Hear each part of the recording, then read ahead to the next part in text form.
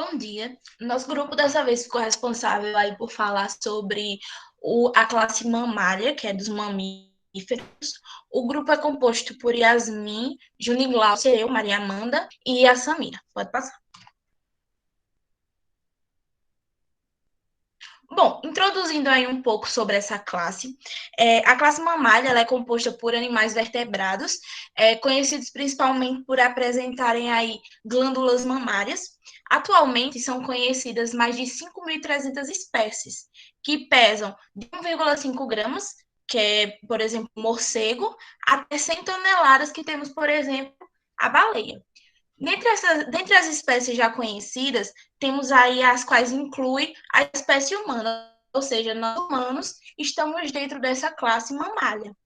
Os mamíferos, eles podem ser encontrados aí nos mais diferentes ambientes, como, por exemplo, a água doce, água salgada, no ar e em terra firme. Essa classe, para a gente ter uma noção, é tão diversificada que ela pode, que nela se encontram ratos, por exemplo, que transmitem aí micro-organismos patógenos que é prejudiciais à saúde do homem. E também a gente vai ter aí animais importantes para o homem, como, por exemplo, a vaca e a cabra. Pode passar.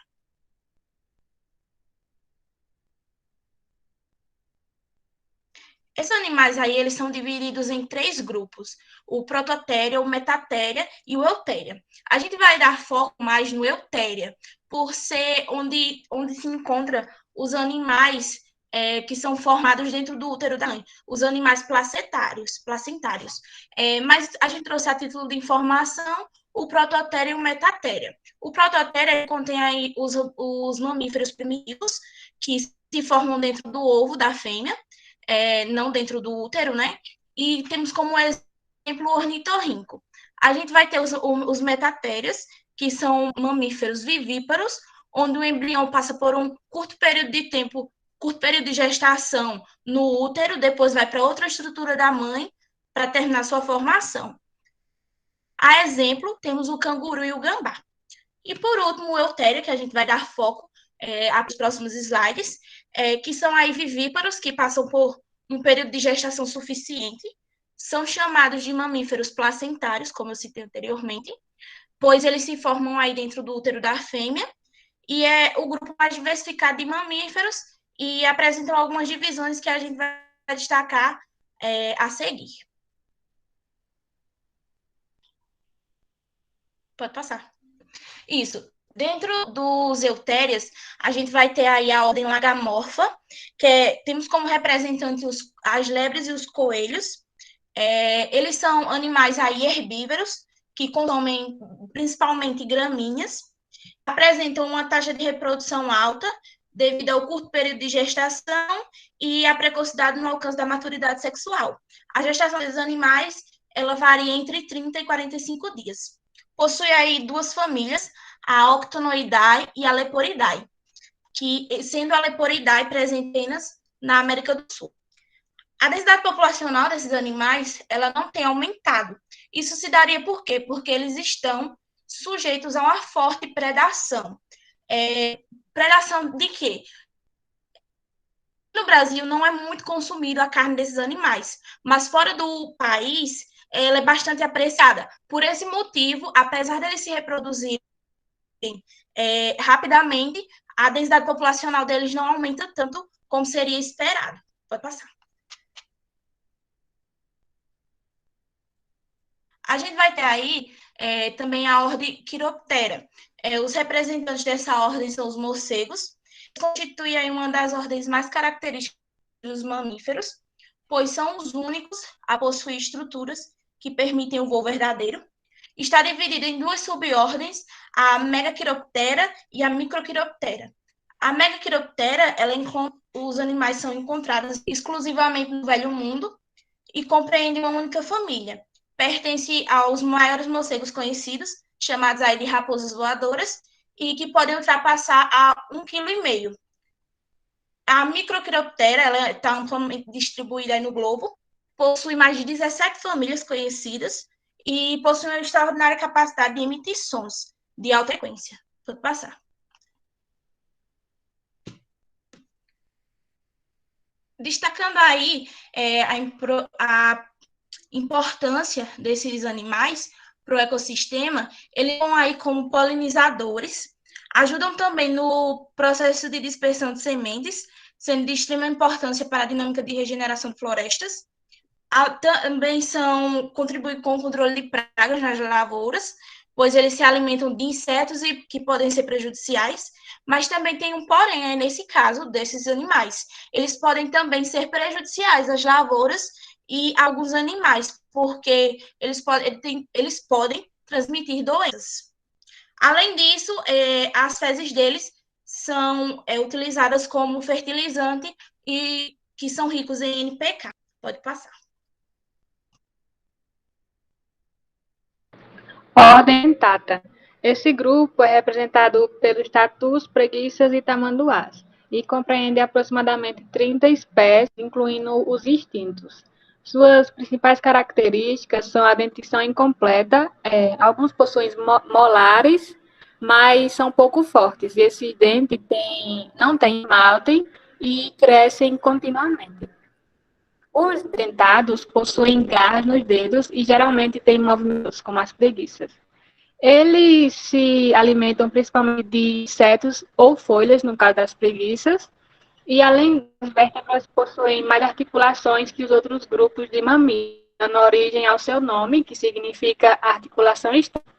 E muitas espécies estão na lista vermelha de ameaça à extinção, causada por alterações no habitat, principalmente para as preguiças e tamanduás, e a caça para os tatus. Vamos passar. Ordem roedores, Rodenta. Eles são a mais numerosa ordem de mamíferos com placenta, 2.000 espécies, o que corresponde a aproximadamente a 40% das espécies da classe. Todos compartilham uma característica principal, que é a sua dentição. Eles possuem dois dentes da frente, que são os incisivo, um par maxilar superior e outro no inferior, que crescem continuamente, já que se desgastam à medida que o animal vai roendo. Eles não possuem presas, mas têm molares para triturar o alimento.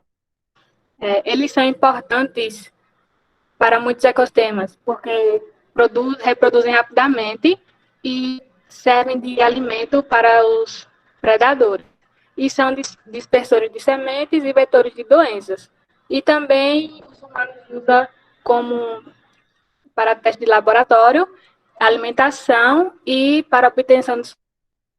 Como exemplo aí, temos os ratos, os esquilos, os castores e a capivara, que é o maior deles.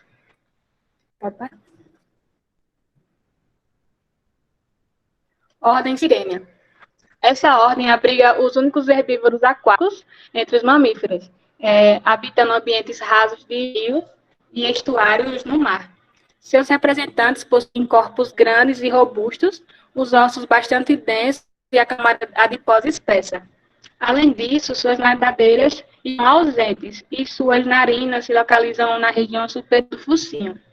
Eles fazem movimentos lentos e assim salvam os fases da caça, isso aliado com a contaminação das águas costeiras, aprisionamento acidental de redes de pesca e feridas causadas por hélices de lanchas e embarcações, permite que esses animais se encontrem hoje ameaça à extinção.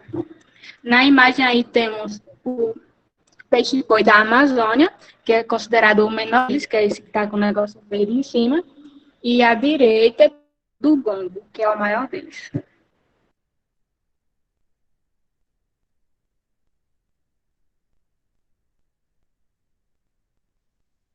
Bom, como nosso grupo tem o foco principal de informar as importâncias agropecuárias, então eu vou falar brevemente de algumas características de algumas ordens, como, por exemplo, a ordem insectívora, são animais que possuem focinho longo e pontiagudos, adaptados para buscar alimentos em pequenas frestas. Esses animais geralmente se alimentam de insetos, como temos os exemplos aí na imagem, o ouriço cacheiro, o mussaranho e a topeira. Na ordem dos perissodáctilas, essa ordem é uma ordem de grande a médio porte. Os animais dessa ordem são herbívoros e possuem um número ímpar de dedos, no caso 1 ou 3, em cada pata, que são revestidos por cascos. E esses animais geralmente são adaptados para a corrida, a exemplo do cavalo e da zebra. Temos também aí a anta e o rinoceronte. Só queria fazer uma ressalva em relação ao cavalo, porque durante muito tempo ele foi o principal meio de transporte e de tração para o homem.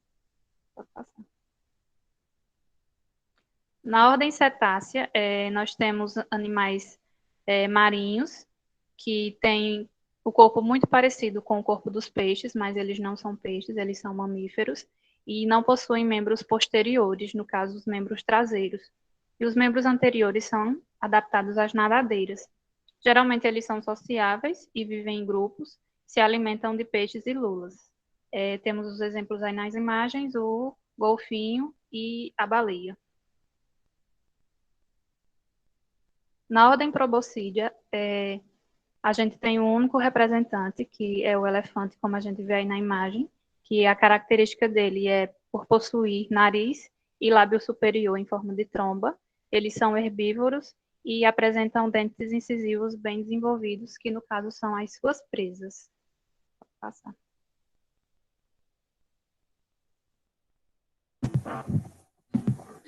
Bem, sobre a ordem dos primatas, né, continuando, existem aproximadamente 500 espécies, e muitas delas correm risco de extinção, como o orangotango.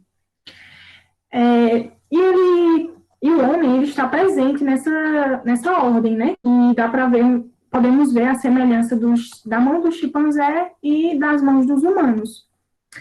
E eles possuem 5 dedos nas mãos, com unhas, e também possuem pés.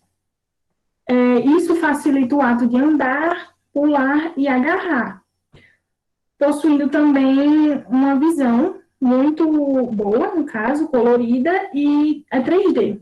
Isso ajuda nos atos de caçar alimento, né, como frutas ou outros animais, pois alguns podem ser carnívoros e outros herbívoros, mas também tem o caso do ser humano, que é onívoro, come carne e também consome vegetais.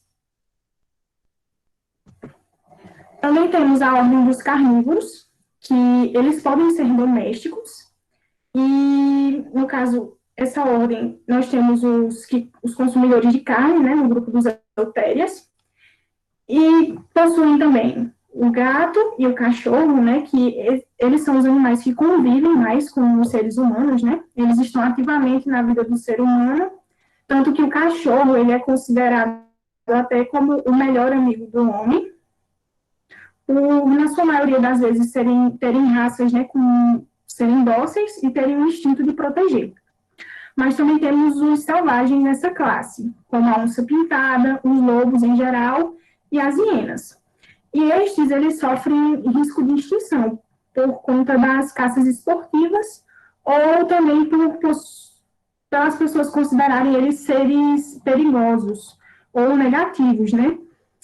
Quando, na verdade, eles possuem um papel essencial na natureza, controlando os seres que se multiplicam muito rápido, um exemplo dos roedores. Eles só chegam a atacar realmente rebanhos comerciais quando eles se sentem ameaçados ou estão com fome por conta que no seu habitat natural eles não encontraram comida. Bem, agora sobre a ordem Artiolodactyla. Neles, eles possuem aproximadamente 235 espécies, incluindo os extintos. E o principal diferencial dessa ordem que difere, né, dos outros grupos, é que o seu eixo de suporte do corpo ele fica entre o terceiro e o quarto dedo. E eles são explorados desde a pré-história pelo homem, né, para fabricar ferramentas, roupas e para o consumo. Nessa ordem também está presente as girafas, os jaguaris, os camelos, veados, além dos animais de mais importância agropecuária atualmente, né, que vão ser citados posteriormente. Bem, sobre esses animais de maior interesse, né, agropecuário, nós temos os bovinos, que eles se diferenciam, né, em 3 tipos, que podem ser os taurinos, que eles possuem um destaque pela produção de leite, E também podem ser zebuínos, que são muito utilizados para a criação de corte. No caso dos zebuínos, eles se adaptam muito bem ao clima tropical brasileiro. Também temos os búfalos, que eles são utilizados tanto para corte quanto para leite, e possuem uma grande facilidade de se adaptar a climas secos. Eles são considerados animais rústicos, que conseguem se procriar em medidas drásticas, né, de ambiente. Bem, como foi citado, né, a bovinocultura ela pode ser de leite ou de corte e possui aí uma importância socioeconômica tanto no Brasil quanto no mundo, por gerar renda e emprego, tanto para os grandes produtores como para os pequenos produtores. E os bovinos, né, tanto como outros animais, mas eles também sofrem muita influência da biotecnologia, por conta que há necessidade de aprimorar raças, né? Então, eles podem cruzar raças para melhorar a produtividade, né? Os bovinos,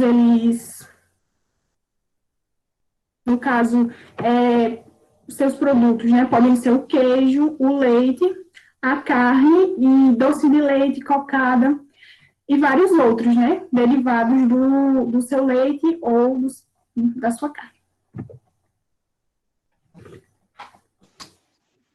Bom, continuando nessa ordem, vou falar um pouco sobre os ovinos, que é um mamífero ruminante de grande importância econômica também, como fonte de carne, de laticínios, de lã e de couro, e geralmente os ovinos são criados em rebanhos.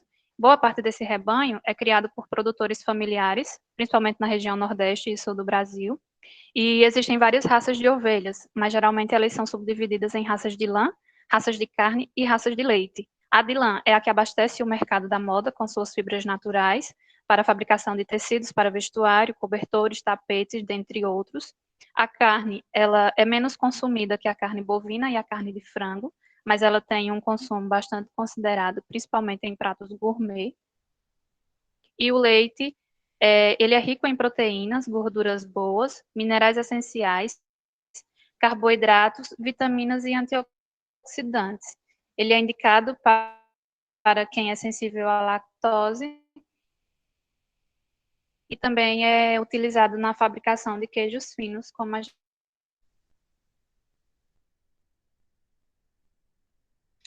Ainda na ordem Artiodactyla, falar agora um pouquinho sobre os caprinos. Eles pertencem aí à família Bovinidae, assim como os ovinos e os bovinos. Os caprinos, no caso, foram um dos primeiros animais a serem domesticados. Está distribuído geograficamente, sendo aí animais herbívoros, que se adaptam com facilidade às condições montanhosas e áridas, ou seja, se adaptam a diferentes tipos de clima. A caprinocultura ela é muito importante no cenário econômico brasileiro, pois é fonte de renda para diversos agricultores, pelo fato de apresentar aí alguns produtos, dentre eles principalmente o leite, que é utilizado na produção de queijos e de outros produtos lácteos, além também da carne. Mas se a gente for comparar aí esses dois produtos, os caprinos eles são mais eficientes na produção de leite do que de carne. Existe também aí outros produtos complementares que derivam aí desses animais, porque é possível obter esses produtos, produtos como couro, que é usado na indústria de calçados, a partir da criação de caprinos, e também na indústria automobilística, que é, por exemplo, e também temos as fezes, as fezes desses animais que servem como adubo para as plantas e para diversos ramos da agricultura. Pode passar. Os porco é um animal descendente do javali, selvagem, e tem ao longo da história grande importância para o homem e seu alimentar. Sua existência data de aproximadamente 40 milhões de anos, e seu consumo vem desde pelo menos a Idade da Pedra Polida, de 18.000 a 5.000 a.C., onde o Homo sapiens já havia começado o processo de desenvolvimento das aldeias, do cultivo de vegetais e a criação de animais domésticos. Ela é a carne mais consumida no mundo, à frente da bovina e do frango. E, além da carne, o animal fornece o couro para a culinária e produção de artefatos como sapatos, bolsas e selaria, a banha. Seus dejetos também podem ser aplicados como adubos em lavouras e também existe a criação de porcos domésticos. É um dos ramos mais lucrativos da pecuária e o Brasil vem se consolidando como um dos maiores produtores globais. Com isso, conclui-se que a suinocultura tem uma importância econômica.